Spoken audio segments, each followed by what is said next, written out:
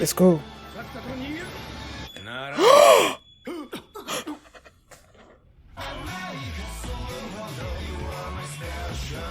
Hi everyone, I'm going to react to Jujutsu Kaisen Season 2, Episode 16, Thunderclap. Last episode, oh my goodness. Toji defeated, what's his face? He pushed Megumi out of the, wherever they were. Jogo showed up, burned Nanami, Maki, and, what's his name again? Naobito. And then Sukuna's here after having eaten like more than 10 fingers in one eye. So I'm like, what the heck is gonna happen? I'm so excited. I just got back from home. I went and took a shower, and then I'm sitting right here because I want to see what's gonna happen. So that's what happened last episode. And before you get into this one, if you guys have a reaction, please give it a thumbs up, subscribe, and please consider supporting my Patreon at patreon.com/feelmini. And now let's start this episode, and here we go.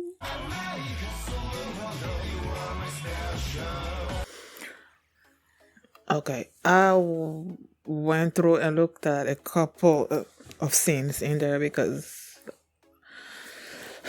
I was slightly, I don't know whether I wasn't paying attention after what happened with Fushiguro or something, but I missed the conversation between Geto's people. You know, like I didn't quite get it. I know they went their separate ways for some reason, but I didn't quite get exactly why they went their separate ways. So I went back and looked at that, and basically what that was is that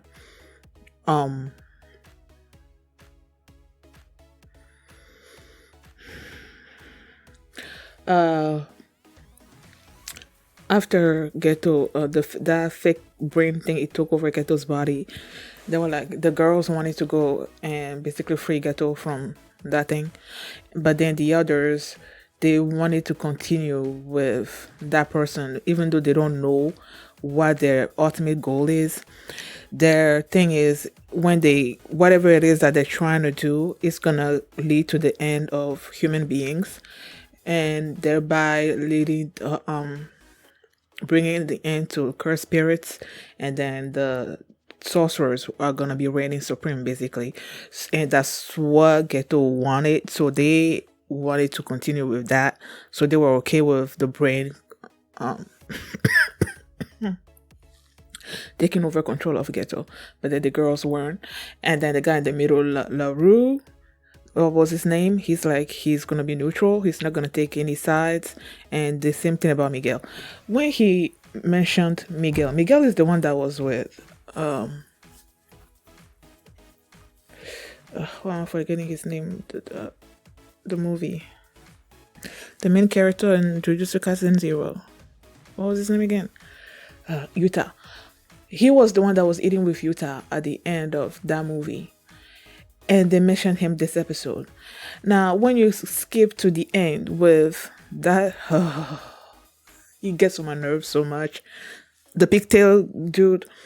When you get to him at the end there, and then they showed Fushiguro like all bloodied out and back against the wall, passed out, because I don't think he's dead. He was there, and then that ponytail person was telling him to wake up and something, and then you see these wide-ish looking legs walking toward them.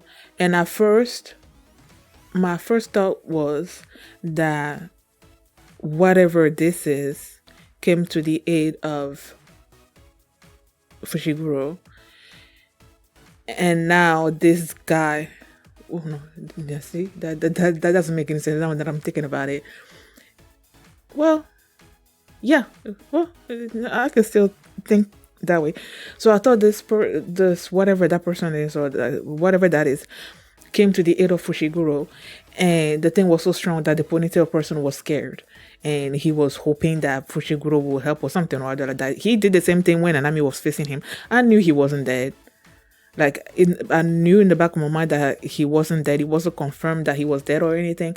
I completely forgot about him until he showed up this episode. And like,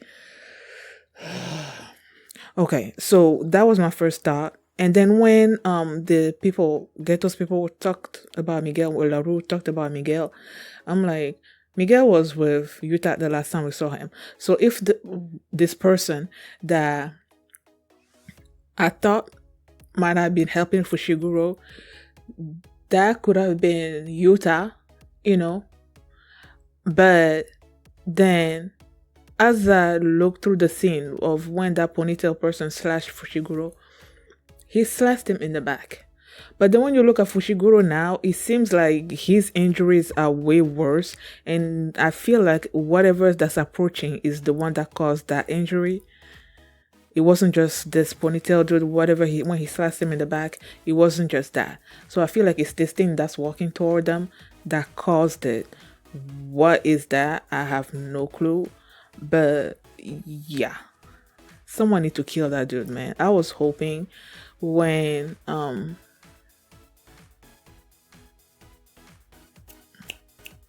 I was told, I know at one point in the Shibuya arc, Sukuna is gonna come. Oh, spoilers. Sukuna is gonna come to the aid of Fushiguro and save him. So I was hoping that somehow Sukuna was gonna show up there and kill this dude, but no, that didn't happen.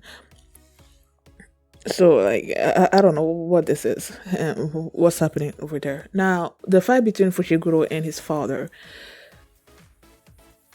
In the previous episode? Was that yeah, that's the same episode that he defeated Dagon. In that episode, one of the narrator was talking about how Fushiguro was going on instincts and going after the person with the strongest person there or something or other like that, along those lines. I was asking myself, okay, is he gonna have the presence of mind to carry a conversation with his son, or is it just gonna be like just fighting and fighting and fighting, going after oh, excuse me, going after whoever the strongest or whatever at that particular moment? And I'm guessing in his mind Fushiguro was the one that was the strongest. I'm guessing. I don't because the others were pretty injured. It's just that Fushiguro was like sort of like low on curse energy or something. I don't know, because he said he couldn't do his domain expansion anymore because he was running low. So he just started like attacking him like for real, like trying to kill him and everything. And Fushiguro was doing his best to try to fend him off and, coming up with strategies and stuff. But then he was like, okay, I need to come up with like something. I need to do something. It's all about timing. He was comparing Toji's speed with Sukuna's speed during that one time where Sukuna and Megumi went against each other and all of that. So he was like, okay, I need to do this, but I need to time it well. And he wanted to do this particular move because he knew that Iri was there, and should he get injured badly, she would be there to heal him. So he was willing to risk his life slightly more than he would have had she not been there. So he was timing. I think he knew that, if I understood that part correctly, Toji was gonna come toward him and stab him, but then Megumi needed to like open a wormhole, take out a weapon, and then like when he gets close to him, like hit him with the weapon, stab him or something or other like that. But he wasn't fast enough, and Toji stabbed him. At least it wasn't like a fatal, organ or something. Even though he was really bleeding, really bad, he still had his chance of survival. But it was during that attack that Toji looked at Megumi and is like, wait, this guy looks familiar to me. And that's when he remembered, how he basically offered his son to Naobito and all of that. What is the curse? What is the technique of the Zen'in clan that they're saying that if Megumi develops with this whatever this particular thing is, that he was gonna pay him 10 or something or other like that. What is that thing that makes you so important to the Zen'in clan? You know, I don't. Is it just him being able to use the Shikigami and all that, or what is it? I don't know. And then that's when he remembered his son, and then he asked Megumi like what was his name, and then he said his name was Fushiguro. So he was happy. Toji left the clan, like he like got complete ties with them. Probably because when you don't have curse energy, you really don't mean anything to these people. They treat you badly, just like they did Maki, So he abandoned the clan and everything, turned his back on them. And Fushiguro has a technique. So he figured that he would be better treated than he was. So that's why he was selling him to them. But the fact that even though he did that, and Fushiguro still didn't take on their name, probably thanks to Gojo from taking him out of that thing and bringing him to Jujutsu Kaisen the school and everything. That's why he was able to retain his Fushiguro, like that last name, I'm guessing. Maybe but either way, he was happy with that, and he realized that was his son, and then he just like killed himself, because when the body that he's taken over has wasted out, then this seance thing was gonna end. So he killed himself, and then that was the last we saw of Toji. And meanwhile, Megumi did not understand anything that was happening. He didn't know that was his father that he was facing.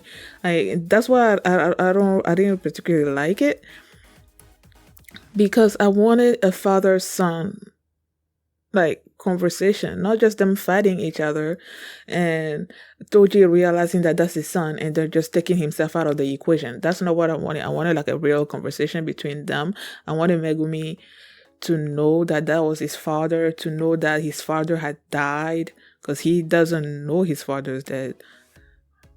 From what I remember, he doesn't know that Gojo killed him, and he was brought back through a seance, and he was fighting his father, and now his father killed himself after realizing that was his son. So it's like, I wanted something more out of it, but okay. Well, now, Toji do. I don't know. I know he's strong and everything, but that moment where you had all the hairs that were like attacking him, swarming him and everything, he just stumped his foot on the floor. There was this sort of like a giant crater, and all these rocks were floating up there. He was just using them to like he's so strong. So strong. So that was it with him. And Megumi was like, okay, I need to go to Yeri-san to get healed. But then that one, like, I cannot stand him. I don't know what it is about this particular character that I do not stand. Like, Sukuna is evil. He's more evil than this dude. But I don't hate Sukuna like I hate this dude. So, come on. I just cannot stand him. So when he showed up there, he just sliced. I don't even know his name. I don't think I want to know his name. He just sliced Megumi like that when he was trying to make. He said he was gonna.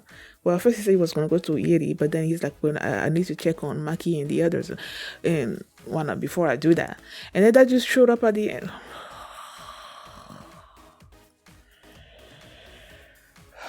Okay, so that's it with them. Now, Jogo versus Sukuna. Like, we all knew that Jogo was not going to be able to land a hand on Sukuna. Like, that was not in the realm of possibilities, like, at all. But Jogo gave it his best shot, He tried his best.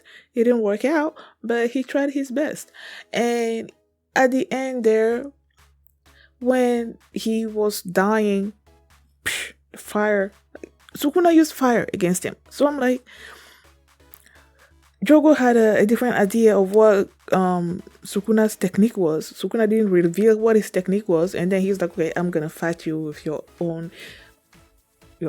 element. I don't quite remember exactly what he said, but he was using fire just like Jogo was using fire. So of course I'm gonna go to Kakashi. I'm like, can he copy techniques?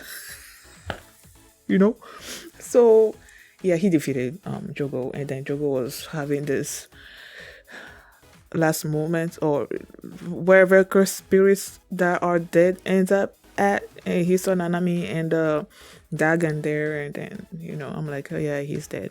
But then Sukuna also showed up there, and then he's like, he's been fighting cursed spirits, humans, and sorcerers for thousands of years, and that Jogo gave it, like, he was one of the stronger ones, and Jogo started crying, and he's like, what is this? And Sukuna's like, I wouldn't know. Of course Sukuna won't know, he's evil. Why would he be crying? Oh goodness. So yeah, Jogo's gone. And they said that now Mahito is the only one left, apart from fake Geto. And yeah, so that person with the bowl cut or whatever showed up. Then he's like, who are you? And he's like, oh, I'm here to welcome you, Sukuna-sama, or something or other like that. And then Sukuna's like, who are you? And then he's like, oh, Uraume. Who the heck is Uraume? Clearly he knows him. He knows this person. Is it a curse spirit or curse user? What is it? It seems like this person has been probably alive for thousands of years for Sukuna to know him. Sukuna has been alive for thousands of years. So if this guy knows Sukuna like that, and Sukuna also knows this person like that, so I'm like, he must have been living for a long time. So, I think that's about it. What happened this episode? Oh, Kusakabe. Kusakabe was just like, I don't want to go to B5.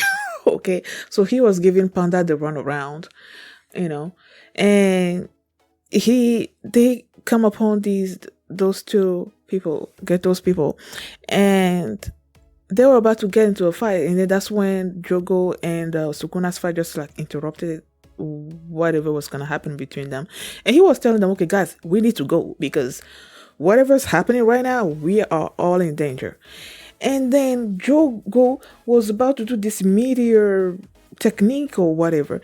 And Kusakabe is like, Panda, listen, he did his shadow technique on to the other two. And he's telling Panda, okay, Panda, let's run. And then like Sukuna just like, no one goes anywhere until I say now. And I'm like, people, when he showed up there, like, I was so scared. I didn't think I cared about Panda so much. Kusakabe, we've seen him peppered out here and there. I don't care about the Ghetto's people. Panda, I'm like I was shaking. And then he's like, now. And then this giant explosion thing happened. And I'm like, where's Panda? Where is Panda? Because I know I've been told to keep napkins, whatever, on hand because I'm gonna be crying throughout this arc. So when that happened, and I'm like, please do not kill Panda. Are you all about to kill Panda right now? See, I'm still shaking just thinking about it. Like,